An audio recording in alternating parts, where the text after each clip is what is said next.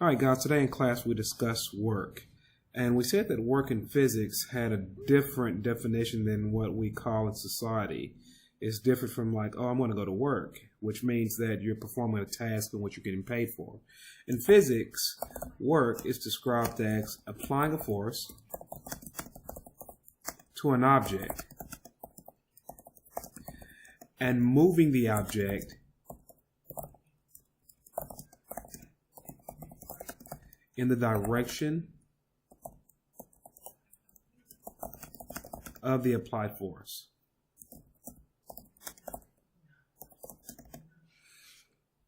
This means a couple of things. It means that in order for work to be done or to be performed, that it has to move. So we're concerned about two things. We're concerned about the force, and we're concerned about how far the object moves. So simply put, if we have a little stick man right here, and our stick man is going to push on a box, we're concerned about how much force he's applying to the box, and we're concerned about the distance that the box actually moves. So with that in mind, we have an equation for work in which work equals the force that's applied times the distance that is traveled. Or better yet, W equals F times D. In this case, a couple of things about units. Number one, distance is taken in SI units of meters. Force is taken in units of newtons. So that would mean that work is taken in units of Newton meters. Now, inside this class, we don't say Newton meters because a Newton meter is the same as a joule. So simply put, that means that 1 joule equals 1 Newton meter.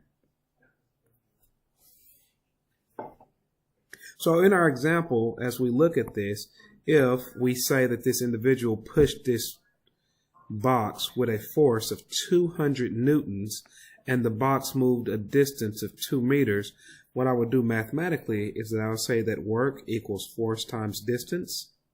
Then after that, I'll plug my numbers in which work equals 200 newtons times 2 meters. And I'll just multiply those two. 200 times 2, it's going to be 400, and my units will be joules. A couple other things about work that's important. Number one, the object must have a force applied to it, and the object must move in the direction of that force. So what that means here is this. It means that if someone is carrying a box,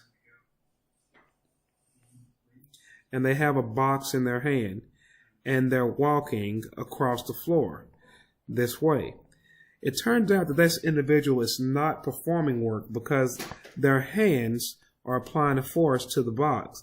But in order to keep the box up, the hand is applying an upward force. However, the box is moving this way because we're holding it and we're using our feet to move.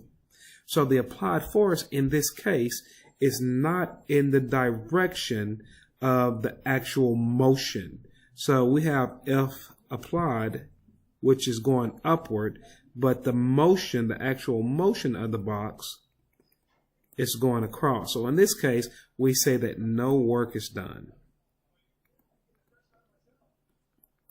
Now, in order to have work performed in this situation, what would have to happen is that the individual will have to stoop down, grab the box,